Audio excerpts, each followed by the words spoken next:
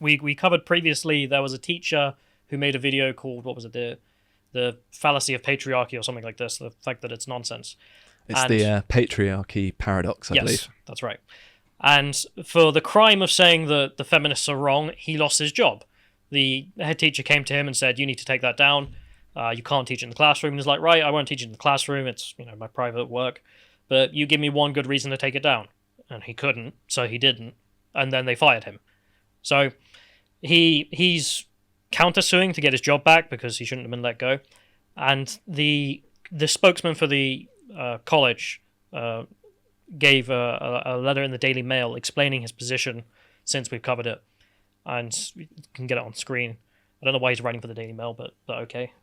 I think you pronounce it the provost of Eton College, or provost. Yeah, it is. Something like that. So he argues that the whole argument, well, the whole narrative we have and the Free Speech Union have and all the liberals have, that this is a free speech issue, is completely false, and it's a narrative that is, quite frankly, fake news. He says, in the last few years, visiting speakers have ranged from the Secretary of the Communist Party of Great Britain to my late friend Sir Roger Scruton, and indeed radical feminists and far different voices. So his argument is this can't be a free speech issue because we let people come and give speeches. It's like, that's not how that works. You're telling me this man who published an opinion in his spare time needs to be fired. But that's fine because we let other people sometimes give speeches. Like, just nonsensical That doesn't make any reasoning. sense, yeah. Yeah. He also says that when the headmaster received complaints about the video, there were suggestions that it broke the Equality Act and education regulations, and they had their independent barrister at the college look over it, who said that in his written opinion this was indeed so. Which isn't a defense. Like, his argument saying, well, this might be against the law to disagree with radical feminism, that's a contentment of the law. That's not showing this teacher to be in a bad light. But you wanted to say, because you were making your points of your psychology background. Sure. The fact that they had this guy on, and they've had communists over, they've had radical feminists over, they had Roger Scruton round. So, this guy's video has to be pretty insane for them to justify that we can have the Communist Party over, but we can't have you expressing an opinion on YouTube. Yeah, and the thing is that I watched his video, I've watched it twice through now, and to be honest, it just struck me as like a first-year psychology lecture. It was pretty tame, and it's stuff that we've known for about 50, 60 years, and is essentially undisputed. He's essentially just stating biological facts for most of the argument. And I'll run through what he actually says in the video and the main kind of gist of his argument, just to show how uncontroversial it is. And so essentially he starts off by making the kind of Scandinavian Petersonian argument of the more that societies try to be egalitarian, the more that their biological differences emerge. And that's kind of the predication of his argument against the patriarchy paradox. He's essentially suggesting that patriarchy has a biological basis because in all societies around the world, men essentially are the dominant power, and generally speaking, the way that we discern what is biological and what is social in psychology is that we look for how widespread something is, and if we can see it in all cultures, well, surely it must be biological. Yeah, I mean, I think he gives the description from the feminist perspective that patriarchy exists in all cultures for all time. It's like, well, it's pretty universal then. Well, actually, to play devil's advocate here, there are a few very rare cases of isolated tribes that live in the jungle where they have been socialized to live in a matriarchy, but then at the same time, the men still fulfill their same biological roles of being providers and protecting and procreating, essentially, which are, by chance, the same biological pillars that he says predicates masculinity. And he goes on to reiterate that men are biologically stronger than women, which is why they adopt the kind of hunting, providing and protecting roles. And he also suggests that because men are, in the eyes of biology, more expendable, because the cost of losing a woman is far greater because they reproduce, and the strength of the entire human colony is weakened when a female is used, whereas you can have fewer men and more women and still have a functioning society. And there is further evidence for this from archaeological evidence looking at Neanderthals and comparing them to Homo sapiens, in that they found archaeological evidence of wounds in Neanderthal women because they had less of a stringent gender difference, essentially, and therefore more women were harmed and hurt in their hunting role, which it has been proposed, although it's very difficult to verify something from so long ago, that was why they died out and Homo sapiens succeeded, because we protected our women and the men died, essentially, whereas in Neanderthal societies it was a bit of both, and therefore there was a less of a stable population, essentially. So you had more specialization between the sexes. Yes, exactly. And he's also pointed to, although that women have been involved in combat roles, at no point in history have they ever been on the front lines and been involved in the direct fighting.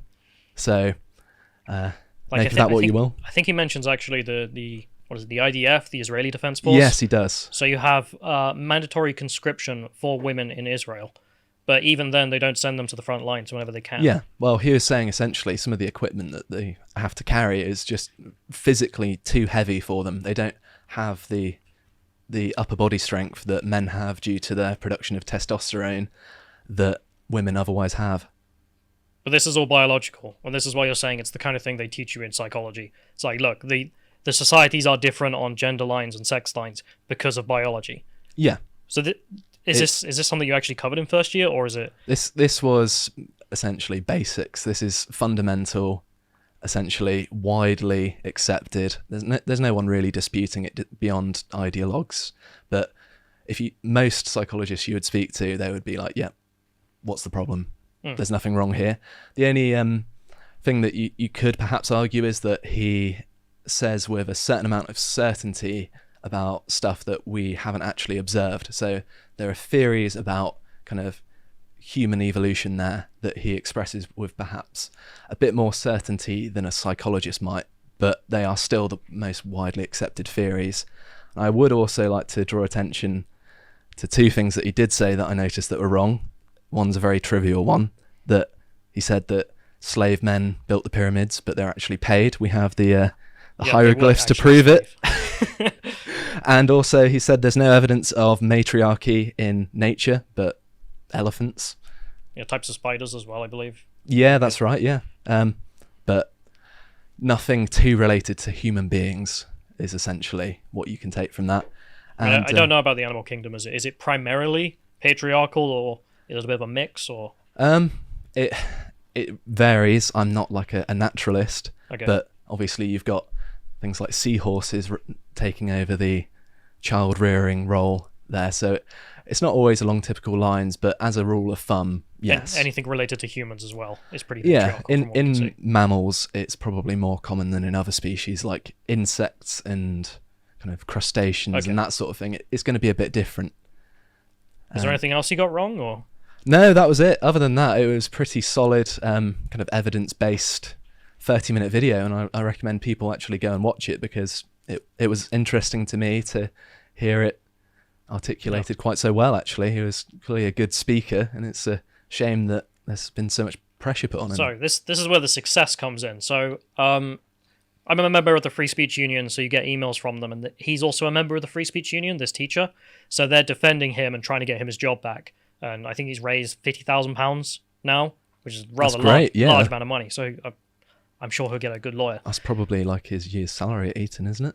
I would imagine. Something like that. Eton's a very expensive place. I suppose so, yeah. Anyway, so I've just taken a couple of quotes out of their email. So they're talking about, what's actually happened behind the scenes that the news doesn't report. So this speaker came out and said that, no, well, we're doing everything fine, nothing wrong here. When in reality, what he'd done, he'd also sent a letter to parents saying that the disciplinary panel recommended that Nolan's dismissal concluded would have been, if he had gone to the disciplinary panel and said, oh, I'll just take it down, he would have been let off with a light hit, slap on the wrist. When it turns out this wasn't true. So he then had to take this back after it became public knowledge, because I guess someone leaked the the documents or something. And the disciplinary panel had said, even if he had taken down, he was still engaging in gross misconduct. So we were right to fire him, even if he had followed the orders, which, okay. That's nuts. And he had to write to parents saying, oh, yeah, sorry, actually, I lied, which didn't go down well with the parents. And it hasn't just gone down well not with the parents. If you can get the next Daily Mail link up.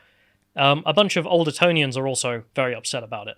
So they've actually managed to get rid of him from this what would you call it? This procedure, the prost, and they've had his deputy put in instead to take over the procedure. Good. Because they're saying, right, okay, we could argue endlessly about the legalities of gross misconduct, but you should not be writing articles out in public condemning this guy whilst you're trying to take over his case and determine whether or not he's done anything wrong. That's a very fair point, actually, yeah. Perfectly reasonable. So this is the Old Etonians Association saying that the Lord Walgrave had so publicly made his bias known ahead of the hearing, and therefore they wanted him gone. And he buckled, he resigned. He said, fine, I'll let my deputy take it over. But it's not just the people working at Eton, it's also the donors to Eton. Because this is the fundamental thing that I think kills social justice and wokeism, and Ben Shapiro argues for it a lot.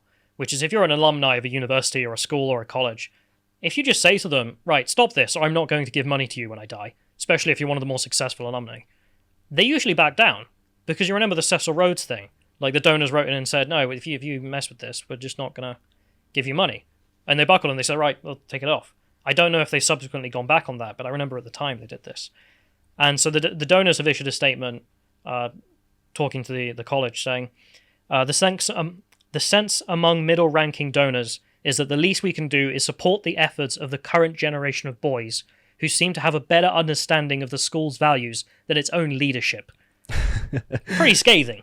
And the number of students who have written in support of this guy has risen from 1,000 to 2,500 within a few days. That's a lot for Eton as well, because it is a really exclusive and prestigious school. I'm not sure. Incredibly exclusive. Yeah. So it's got a ridiculous tuition fee per year, I think. My understanding is you used to be able to buy your way in back in the good old days. Now it's not just extremely expensive, but you also have to be very very smart. Yeah, the standards. So that's the good news there, which is that not only has he managed to raise a ridiculous amount of money, he's got the support of the Free Speech Union, who do great work and I'm sure will defend him very well, but also Eton's donors and its alumni are not having this. They're like, no, you can't just fire a guy for publishing a video.